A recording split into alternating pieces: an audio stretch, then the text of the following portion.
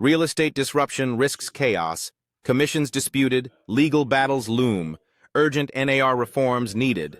Says disruption. That's going to be. And we're not talking about disruption like, Apple showed up with the iPhone and disrupted the industry. We're talking about disruption like we just nuked the industry. And it's going to take a long time to rebuild. People aren't going to know what's going on. Everyone's going to be lost in the weeds. And I'm going to tell you some things that are going to happen. There's going to be a buyer out there somewhere who we try to explain to them how this works. They're not going to understand. They're going to go to closing. They're not going to be able to pay a commission that they owe. They're not going to get the house they want. The seller is going to not get the sale that they want. And it's somebody that I think there's going to be a slew of lawsuits over who owes who commission because people didn't know. I can't see how that is going to be a part of it. And it isn't, when I say they didn't know, I don't mean they weren't told.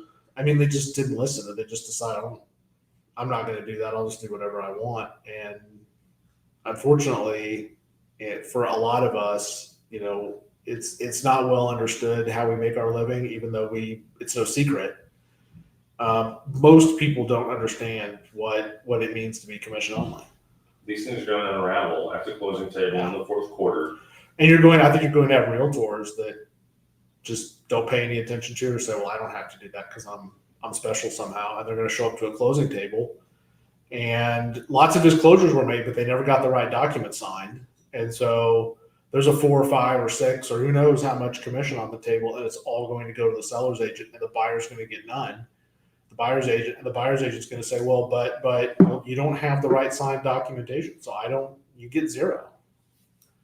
And it just doesn't make sense to me to go from a system where it was verified, it was disclosed, it can be made, and in some instances is publicly available on lots of different places. You knew everything you needed to know, and now how these agents react to having to protect their commission, the reaction is going to be a consumer that doesn't understand why that's important. And a lot of us are just going to have to start saying, I'm sorry, I don't work for free. Well, but I want the seller to pay. Well, he's refusing to pay. So what do? I don't know, but I can't help you because you won't sign this document saying I get paid. I can't work for free. I can't earn a living.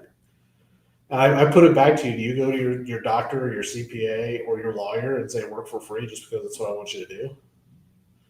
And when they say no, are you like, oh, well, I'll just go to another one. And when they say I don't want to work for free, I don't understand it. And I get that there's a better way to do it. So this article by Brad Inman apologized and 17 other common sense ways to begin reforming the NAR.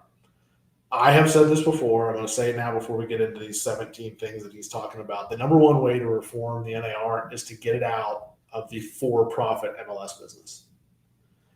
Our local board and the National Association of Realtors should have nothing to do with MLSs. MLSs should all be privatized, period. Completely privatized. And there is no reason we couldn't have 3 or 4 major players that every single realtor in the country can choose which one they want to use. And realtors should take back realtor.com, and that should be the only place that we allow all of that information to be aggregated. That's a whole different story. I think that's a lot And then of people don't know about realtor.com. Yeah.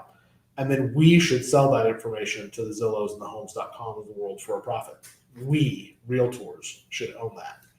And to be frank, if we did that, we'd never have to pay dues again.